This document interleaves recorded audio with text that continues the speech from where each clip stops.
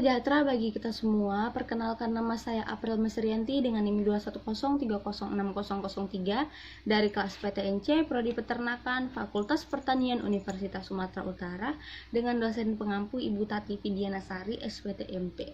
Nah, pada video kali ini saya akan menjawab pertanyaan yang telah diberikan Ibu dosen kami tentang enzim. Nah, langsung saja pertanyaan pertama, yaitu jelaskan struktur molekul dari enzim serta berikan contohnya.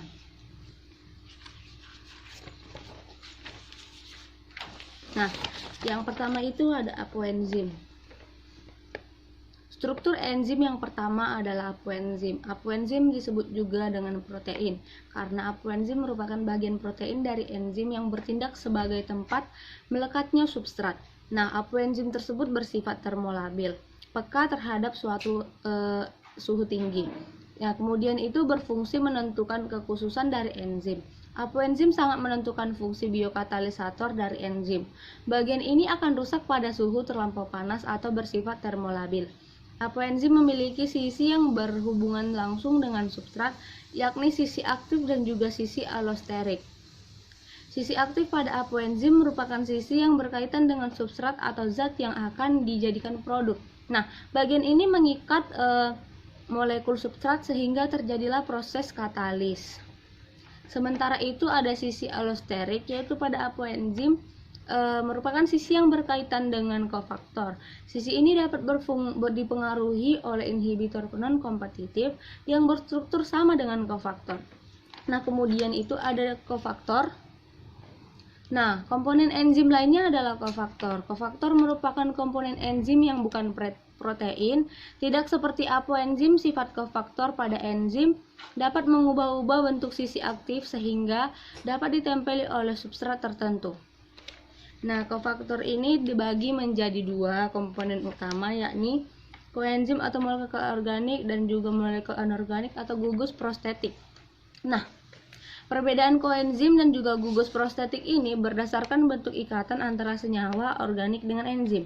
Koenzim merupakan kofaktor senyawa organik yang berikatan secara non-kovalen dengan koenzim. Sifat-sifat koenzim antara lain tahan panas, mengandung ribosa dan juga fosfat, larut dalam air dan bisa bersatu dengan apoenzim untuk membentuk holoenzim. Nah, contoh vitaminnya yaitu vitamin FAD. Gugus prostetik ini merupakan kofaktor senyawa organik yang berikatan secara kovalen dengan enzim. Kemudian gugus prostetik dapat berupa senyawa organik tertentu, yaitu vitamin dan juga ion logam. Gugus prostetik merupakan kofaktor senyawa organik yang berikatan secara kovalen dengan enzim. Nah, contohnya yaitu Fe2 positif atau oksidasi sitokrom dan juga Mn2 positif atau arginase. Nah, selanjutnya yaitu jelaskan dua model cara enzim bekerja. Ada dua model enzim bekerja. Yang pertama yaitu ada model kunci dan juga anak kunci. Teori ini ditemukan oleh Emil Fischer pada tahun 1894.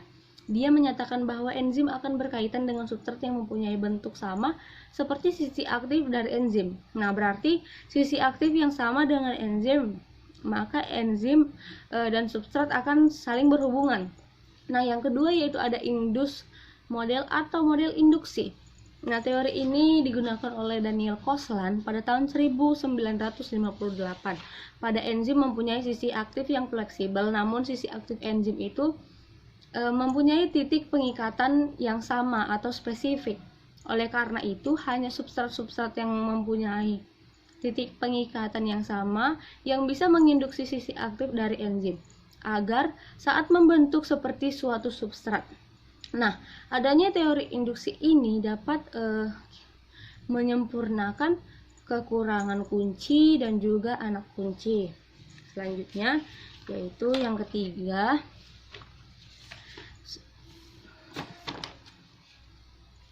jelaskan klasifikasi enzim secara internasional dan berikan contoh enzimnya. Nah, ini dia. Banyak enzim yang dinamakan dengan menambahkan akhiran AC pada nama substratnya. Misalnya urase mengkatalisis hidrolisis urea. Tetapi banyak juga enzim yang dinamai tidak berdasarkan nama substratnya.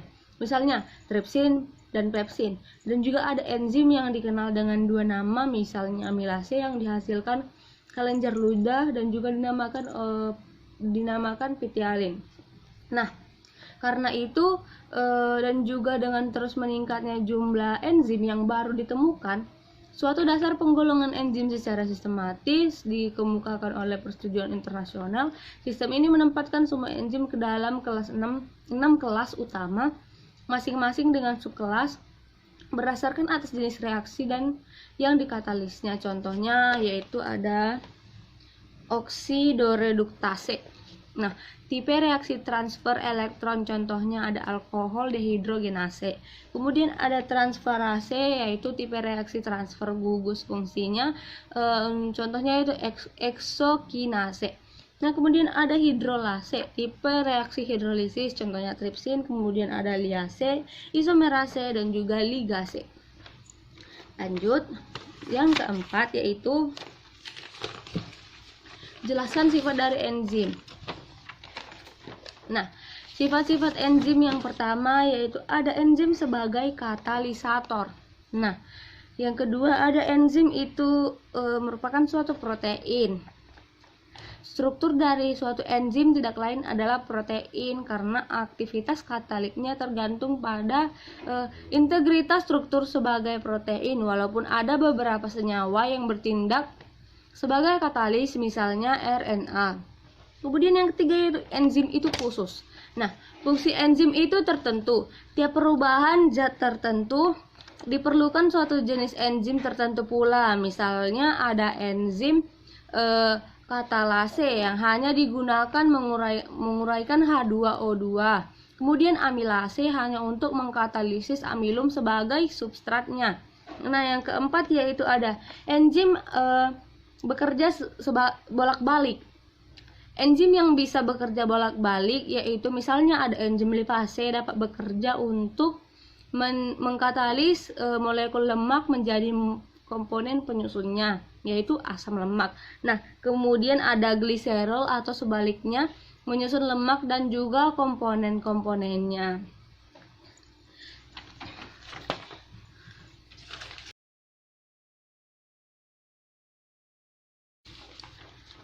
Lanjut yaitu jelaskan secara singkat bagaimanakah proses katalisator dalam proses bekerja, yang yaitu suatu reaksi kimia dapat terjadi jika molekul yang terlibat memiliki cukup energi internal untuk membawanya ke puncak atau bukit energi menuju bentuk reaktif, yang disebut dengan tahap transisi. Energi aktivasi suatu reaksi adalah jumlah energi dalam kalori yang diperlukan untuk membawa semua molekul pada 1 mol senyawa pada suhu tertentu menuju tingkat transisi pada puncak batas energi. Nah, suatu reaksi kimia dapat dipercepat dengan 2 cara, yaitu yang pertama, cara meningkatkan suhu, dan yang kedua dengan memberinya katalis. Selanjutnya yaitu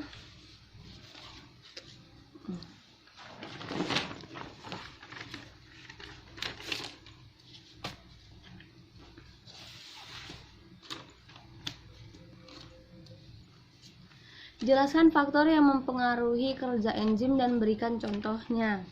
Ini dia faktor yang mempengaruhi kerja enzim. Yang pertama yaitu ada suhu. Nah, kerja suatu enzim sangat dipengaruhi suhu lingkungannya. Setiap kali kenaikan 10 derajat Celcius, kecepatan enzim akan menjadi 2 kali lipat sampai batas suhu tertentu. Kemudian enzim dan protein pada umumnya dinonaktifkan oleh suhu tinggi. Nah, yang kedua yaitu ada pH. Nah, seperti yang kita ketahui, semua enzim peka terhadap perubahan pH dan menonaktif pada lingkungan pH sangat rendah atau asam kuat dan pH tinggi atau basa kuat. Contoh enzim pepsin memiliki pH optimum 2, sedangkan enzim tripsin memiliki pH optimum 8,5. Selanjutnya yaitu ada konsentrasi enzim. Nah, konsentrasi enzim ini merupakan substrat dan kofaktor. Jika pH dan suhu suatu sistem enzim adalah konstan dan jumlah substrat berlebihan, maka laju reaksi adalah sebanding dengan jumlah enzim yang ada. Sebaliknya, jika pH, suhu, dan konsentrasi enzim konstan, maka laju reaksi adalah sebanding dengan jumlah substrat. Kemudian ada inhibitor. Nah, suatu aktivitas suatu enzim dapat dihambat oleh suatu senyawa yang dikenal sebagai inhibitor. Inhibitor digolongkan menjadi dua jenis utama, yaitu yang pertama, bekerja secara tidak dapat balik atau irreversible, kemudian bekerja secara dapat balik atau reversible. Nah, selanjutnya yaitu